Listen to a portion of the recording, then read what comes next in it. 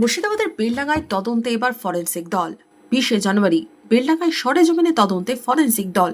বেলডাঙ্গার বড়ুয়া মোড়ে 3 জনের প্রতিনিধি দল নমুনা সংগ্রহ করলেন বিভিন্ন জায়গা ঘুরে।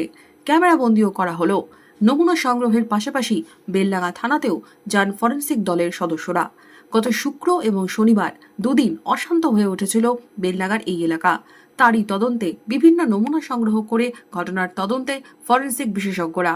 উল্লেখ্য, ঝাড়খণ্ডে এক পরিযায়ী শ্রমিকের রহস্য মৃত্যুকে কেন্দ্র করে গত শুক্রবার সকালে উত্তপ্ত হয়ে ওঠে বেলডাঙ্গা।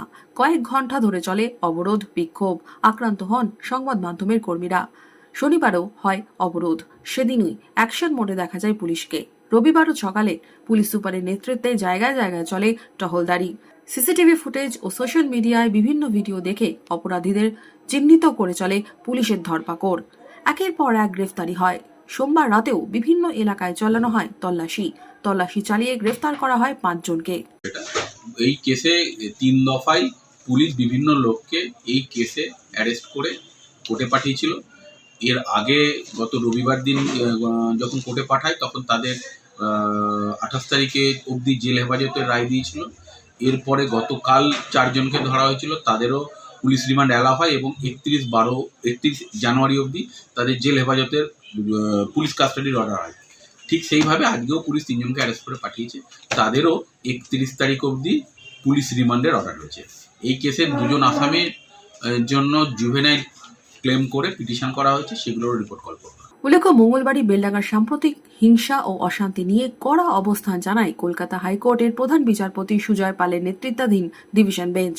স্পষ্ট জানিয়ে দেওয়া হয়, বেলডাঙ্গার ঘটনায় জাতীয় তদন্তকারী সংস্থা দিয়ে তদন্ত হবে কিনা সেই সিদ্ধান্ত নেবে কেন্দ্রীয় সরকারই।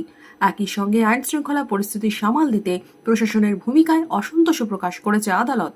ডিভিশন বেঞ্চ নির্দেশ দিয়েছে, বেলডাঙ্গার পরিস্থিতি স্বাভাবিক রাখতে জেলা পুলিশ সুপার ও জেলা শাসককে সব রকম প্রয়োজনীয় পদক্ষেপ নিতে হবে।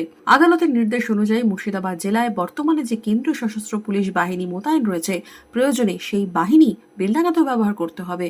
এনআইএ প্রসঙ্গে আদালত স্পষ্ট করেছে, আবেগ বা রাজনৈতিক চাপ নয়, আইন ও বাস্তব পরিস্থিতি বিচার করেই কেন্দ্রকে সিদ্ধান্ত নিতে হবে। এই প্রসঙ্গে রাজ্য সরকারকে 15 দিনের মধ্যে হলফনামা জমা দেওয়ারও নির্দেশ দিয়েছে হাইকোর্ট।